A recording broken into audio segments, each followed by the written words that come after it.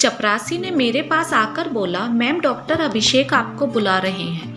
हमेशा बस मैं इसी इंतज़ार में रहती कि कब डॉक्टर अभिषेक मुझे अपने कैबिन में बुलाए। मैंने अपने आप को शीशे में निहारा, बाल थोड़े ठीक किए, लिपस्टिक डार्क करी और थोड़ा सा परफ्यूम लगाया ताकि डॉक्टर अभिषेक को पूरी तरह अपने फेवर में कर सकूं। मैं जल्दी से डॉक्टर अभिषेक के कैबिन में पहुंच गई, लेकिन कैबिन में कोई नहीं था।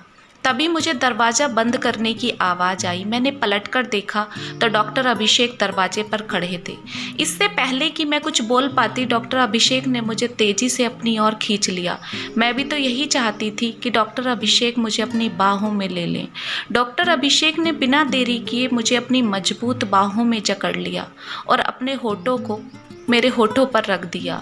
मैंने भी आंखें बंद करके डॉक्टर अभिषेक को चूमना शुरू कर दिया। उनका हाथ मेरे बदन के हर हिस्से को सहला रहा था कि तभी किसी ने दरवाजे पर दस्तक दी। हम दोनों तेजी से अलग हो गए। डॉक्टर अभिषेक जाकर अपनी कुर्सी पर बैठ गए और मैं कुछ फाइलें हाथ में लेकर खड़ी हो गई। बाहर से वार्ड बॉय ने आकर बताया कि एक इमरजेंसी आई है, डॉक्टर अभिषेक और मुझे ऑपरेशन थिएटर में बुलाया गया है।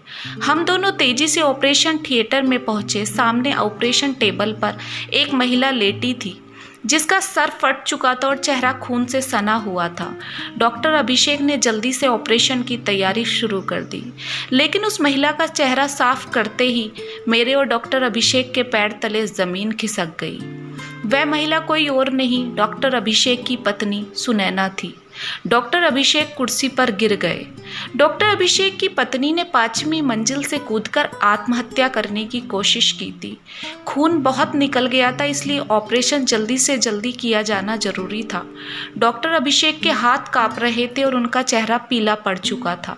उन्होंने ऑपरेशन करने से साफ इनकार कर दिया, क्योंकि डॉक्टरी के नियम के मुताबिक डॉक्टर अपने सगे संबंधी का ऑपरेशन नहीं कर पाता।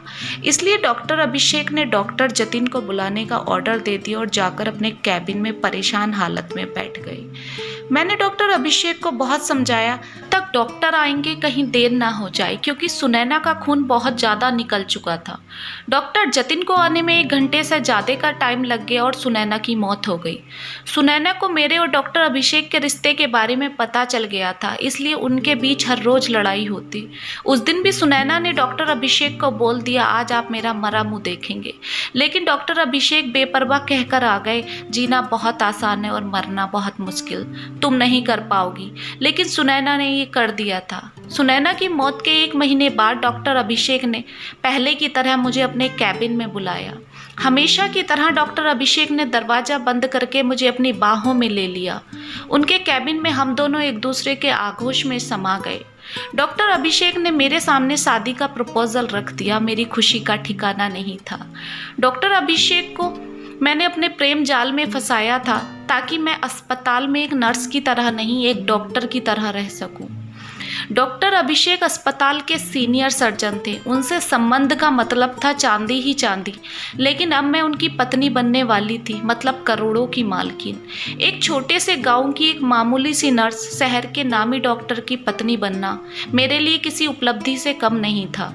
लेकिन यह उपलब्धि मिली थी मुझे सुनैना की मौत के बदले। डॉक्टर अभिषेक चाहते तो सुनैना को बचा सकते थे, लेकिन वे अपनी पत्नी से पीछा छुड़ाना चाहते थे, क्योंकि उन्हें मुझसे शादी करनी थी। मैं डॉक्टर अभिषेक की पत्नी बनकर उनके घर आ गई। बड़ा सा घर, बड़ी बड़ी गाड़ियाँ, विदेश में हनीमून, पैसा और डॉक्टर अभिषेक का प्यार, सब कुछ ही तो मिल गया था मुझे। लेकिन घाट घाट का पानी पीने वाले को एक मटके का पानी कहाँ स्वाद लगे। हमारी शादी को 4 साल बीत गए। इसी बीच मुझे पता चला डॉक्टर अभिषेक का अफेयर अस्पताल में किसी नर्स के साथ चल रहा था।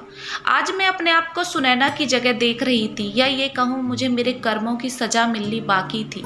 मैं सुनैना की तरह आत्महत्या भी नहीं कर सकती थी, क्योंकि मैं एक 4 साल की बच्ची की माँ भी थी। मैं डॉक्टर अभिषेक को हमेशा के लिए छोड़कर आ गई, लेकिन इसका डॉक्टर अभिषेक पर कोई फर्क नहीं पड़ा। उन्होंने उस नर्स से तीसरी शादी कर ली।